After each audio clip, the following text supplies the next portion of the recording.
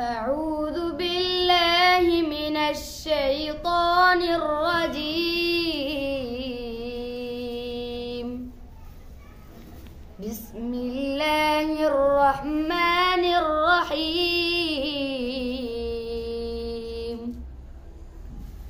فأنجيناه وأهله إلا امرأته قدرناها من الغابرين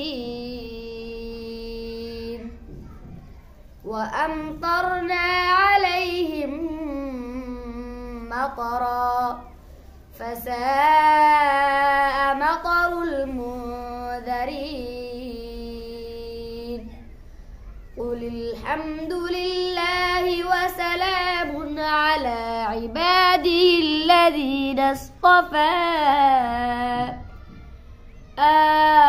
الله خير أما يشركون আসসালামু আলাইকুম ওয়া রাহমাতুল্লাহ। আজকে তাহফিজুল কোরআন বিভাগের বার্ষিক পরীক্ষা মাত্র কিছুক্ষণ পূর্বেই সম্পন্ন হয়েছে।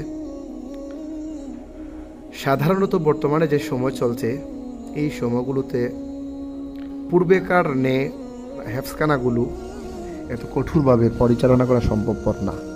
পূর্বে আমরা যখন পড়েছি তখন আমাদের উস্তাদের কাছ থেকে আমরা যে গল্প শুনেছি এবং আমরা আমাদের ছাত্রদেরকে যে গল্প শোনাই, বর্তমানের গল্পের সাথে পূর্বের গল্পের কোনো মিল নেই। এখনকার ছাত্ররা আরামের সাথে পড়তে চায়, হাফেজ হয়ে যেতে চায় কষ্ট ছাড়া। এখনকার ছাত্রদেরকে শাসন করা যায় না। শাসন করলে অভিভাবকদের পক্ষ থেকে এবং নানান আপত্তি এবং নানান সমস্যা। শাসন করলে হুজুরকে শোষণ করা হয় এমন প্রতিষ্ঠান আছে। তো যাই হোক, আমি বলি না যে শাসন করার, যত পারা যায় বাচ্চাদেরকে আদর মোহব্বত ভালোবাসা দিয়ে কাছে টেনে নিয়ে ছাত্রদেরকে যে পড়ানো যায় তার জ্বলন্ত প্রমাণ আমি আপনাদেরকে বলবো। আজকে আপনাদের সামনে আমি তুলে ধরার চেষ্টা করব। আমাদের সামনে যে দুজন ছাত্র দেখতে পাচ্ছেন, এই দুজন ছাত্র হাফেজ হয়েছে এবং তাদের অসাধ্য সাধন, তারা যে হাফেজ হতে পেরেছে কঠোর শাসনের যে প্রয়োগ, সেটি ছাড়া তাদের হেফজ কমপ্লিট করার যে মাধ্যম আমি বলবো, যেটি অনুসরণ করলে বাচ্চাদেরকে অনায়াসে আনন্দ চিত্তে হাফেজ বানানো সম্ভবপর হয়। মোহাম্মদ রেজাউল, তার বাকি ছিল 7 পারা, 23 নম্বর পাড়ায় সবক ছিল তার। আর ঠিক তখনই আপনার পাশের যে ছেলে আমি দেখাচ্ছি আলামিন, তার সবক ছিল 18 নম্বর পাড়ায়। তো আমি তাদেরকে দুজনকে প্রতিযোগিতার মনোভাব সৃষ্টি করে দিয়েছি, একের প্রতি অন্যের স্পৃহা বাড়িয়ে। এইভাবে আমি ঘোষণা করেছিলাম যে এই দুইজন ছাত্র যার আগে যে সবক শেষ করবে, কার আগে সবককে শেষ করতে পারবে, এরকম একটা ঘোষণা ছাত্রদেরকে যখন বলেছিলাম যে কে সবক আগে শেষ করবে, তখন অধিকাংশ ছাত্র, এই যে ছেলে যে কিনা 6 পারা পিছনে, এই ছেলের 6 পারা পিছনে ছিল, তাকে অধিকাংশ ছাত্র ভোট দিয়েছে। মূলত আমি এটা পূর্ব পরিকল্পনা করেই তাদেরকে বলেছিলাম এ 6 পারা তার কিছুদিন আগে পিছে শেষ করতে পারে। তো যাই হোক, তখন থেকে এই দুইজনের মধ্যে চলছিল প্রতিযোগিতা।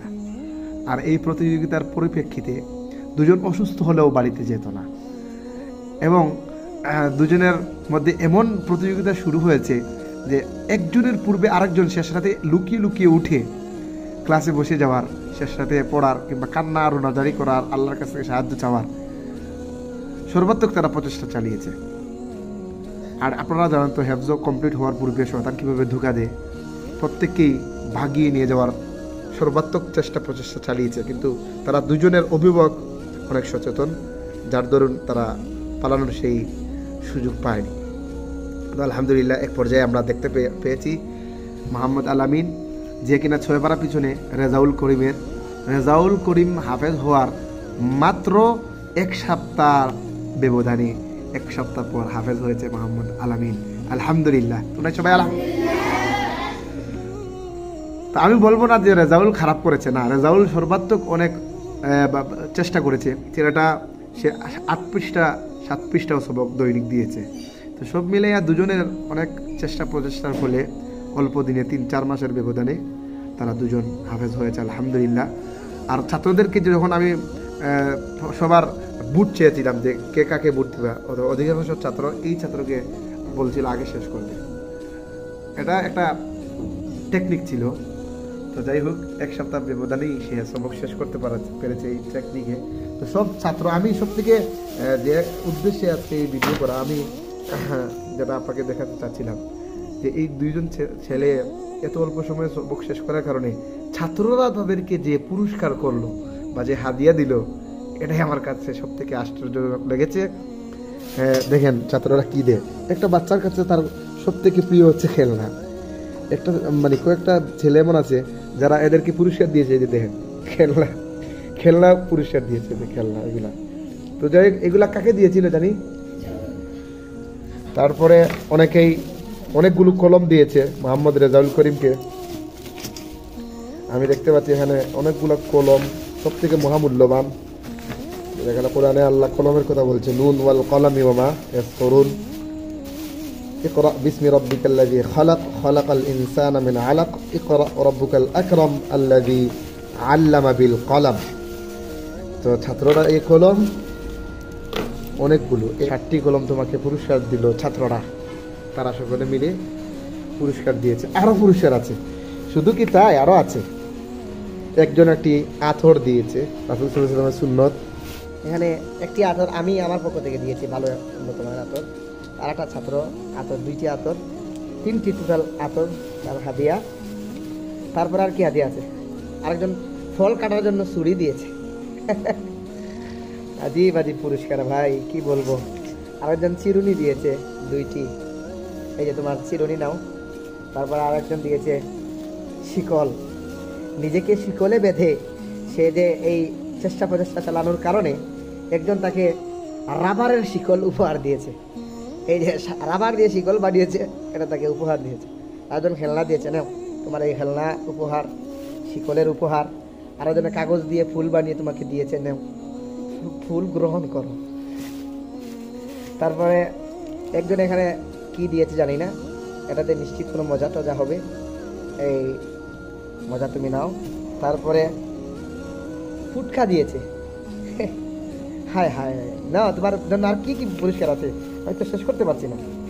তারপরে আরো দেখতে পাচ্ছি এখানে মেরিল, শীতে ঠুট ফেটে যায়, পড়তে পড়তে ঠুট ফেটে গেছে হয়তো অনেক রাতে, শেষ রাতে উঠেছো, এই জন্য এটাও তোমাকে দিয়েছি। তারপরে হ্যাঁ না ওমা, চেহারা সুন্দর আছে কিনা সেটা দেখার জন্য আমি দেখতে পাচ্ছি আয়নাও পর্যন্ত দেওয়া হয়েছে। আচ্ছা না, তারপরে এখানে কি আছে, আবার এখানে কাগজে মুড়ানো, কাগজের প্যাকেজিং এর ভিতরে আমি এখানে হয়তো কোনো পুরস্কার আছে, টাকা টুকা হয়তো হবে, টাকাই দেখা যাচ্ছে। আরেকজন হয়তো টাকা দিয়েছে, না তোমাকে টাকা পুরস্কার, আরো পুরস্কার আছে। বাপ তো বাপ, শেষ করতে পারি না। শেষ সময় আমরা আরেকটা উপহার দেখতে পাচ্ছি, কাগজে মুড়ানো, এটার ভিতরে কি হবে, ও মাই গড, এটার ভিতরে সাবান উপহার দিয়েছে।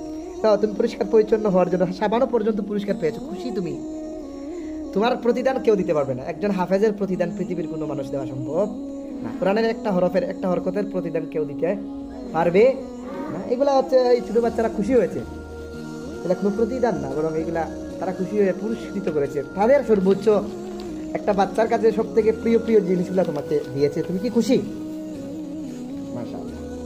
এখন আমরা দেখব যে কিনা 6 পারা পিছনে ছিল, 6 পারা পিছনে থাকা ছেলে মাত্র 1 সপ্তাহের ব্যবধানে যে সবক শেষ করেছে, মোহাম্মদ আলামি। আলামি তুমি একটা হাসি দেখি, ও মাই গড, এত সুন্দর হাসি। আচ্ছা, কি আর সাধারণ হাফেজ, কি সাধারণ আলামিন, এখন থেকে সে হাফেজ আলামিন। হাফেজ আলামিনের জন্য কি কি পুরস্কার আসলো দেখি। এখন তো শীতকাল, শীতকালে কে জানি ঘামাচি পাউডার দিয়েছে। না তোমাকে প্রথমে ঘামাচি পাউডার দিয়ে সাদা করে দিই, সাদা হো, সুন্দর হো। ও মাই গড, এটা বলও আছে, কি একটা অবস্থা। দেখো বল চলে আসছে প্লাস্টিকের, নেও তুমি বল, প্লাস্টিকের বলও দে। আরেকজন দিয়েছে মাথার তাজ, সারে তাজ, টুপি। তারপরে আর কি আছে দেখি, এখানে অনেক কিছু আছে। তারপরে বের হয় না অনেক কিছু। তারপরে দেখতে পাচ্ছি আতর আছে, আতর একটা আমার পক্ষ থেকে আর একটা আতর দিয়েছে, আতর না। এই যে অনেকগুলো কলম।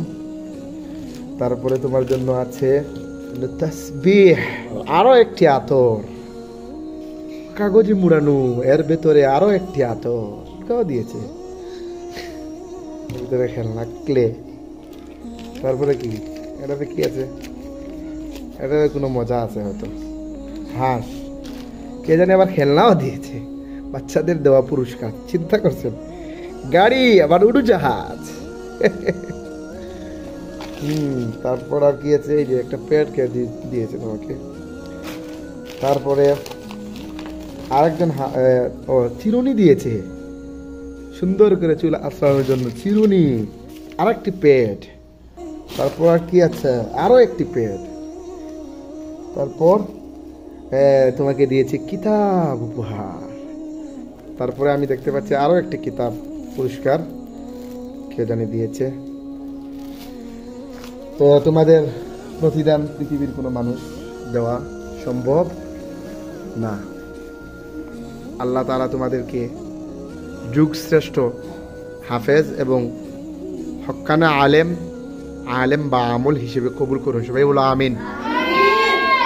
আমি যেটি বলতে চাচ্ছিলাম সেটা হচ্ছে, ছাত্রদেরকে না পিটিয়ে তাদের মধ্যে প্রতিযোগিতার মনোভাব সৃষ্টি করে দিতে পারলেই অল্প সময়ে সফলতার দ্বার প্রান্তে পৌঁছে যায়। প্রতিযোগিতার মনোভাব সৃষ্টি করে দিতে পারাই একজন শিক্ষকের সফলতা।